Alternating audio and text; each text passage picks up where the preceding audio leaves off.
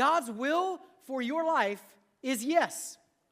But oftentimes, many of us grew up in a religious context that taught us that God's will for our life is no.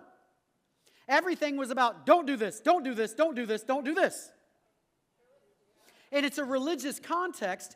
And I can only tell you this, every time there's a thou shalt not in the Bible, it's because there's a bigger yes on the other side of it. And God's will for you is yes. It's not about God following you around like a cosmic cop, zapping you all the time, telling you no. It's God walking around saying, I want this for you. In fact, I would say it this way, and Jesus said it this way. The thief comes to steal, kill, and destroy, but I have come, that's Jesus, to give you life and have it to the full. Right? Jesus came to give us life, not take life from us. Certainly there are things we should not be doing. Certainly there are thou shalt nots, but there are way more things that God wants for us than what he keeps us from. And the things he keeps us from is only because he wants something better for us. It's almost like the Garden of Eden. I mean, there was one tree not to eat from, but there was probably thousands, if not hundreds of thousands of trees you could eat from. Okay? But we get so caught up in the no because of our natural humanistic way of thinking that we make everything black and white. And so we get caught up in the no all the time, not recognizing the greater thing is the yes. Listen, if I can teach you to say yes to God and fall in love with Jesus, you'll never have to say no to sin. It'll be natural.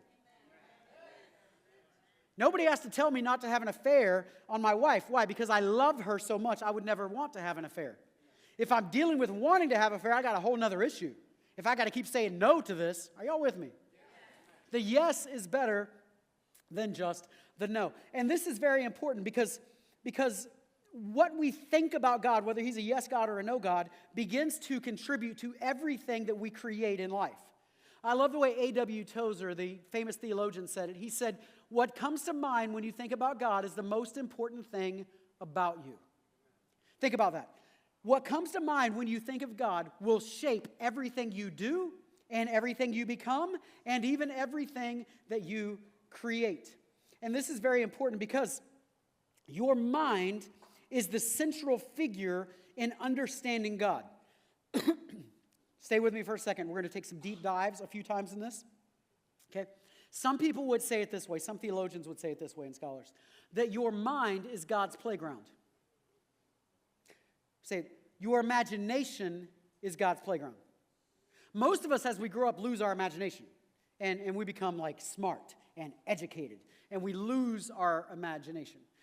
That's very common with many of us. But your imagination is extremely important. The only place that you can even comprehend heaven is your imagination. The only place that you can even begin to try to comprehend the grace of God is in your imagination. The love of God, your imagination. Your imagination becomes extremely valuable and extremely important. And it is your imagination that you can understand maybe the provision of God and the power of God and all of these type of things. And your imagination becomes very, very, very important to trying to understand God. Okay? Now, if you see and understand God as a no God, you'll never be creative. But if you see and understand God in your imagination as a yes God, you will naturally be creative. Say it this way. When we believe that God's will for us is no, creativity will be replaced with conformity.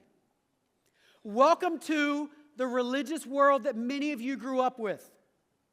Because when you see God as no, no, no, no, no, then you're naturally going to try to conform to all the no's. It's what you're going to do. That's called religion. Many of you grew up inside of that type of culture. And so creativity is killed because it becomes conformity. And I just want to remind you, the discipleship is not conformity to religion. Discipleship is conformity to your Creator. It's not look like me, dress like me, act like me, speak like me. It's look like God, act like God, dress like God, be like God. Okay? And so when you look at it that way and you start to see God as a yes God, you'll always be going yes. God is doing so much here at Arise Church, and we want you to be a part of it. Stay connected with us on our YouTube channel, Facebook, and Instagram, and wherever you can find us online at My Arise Church, and we'll see you next week.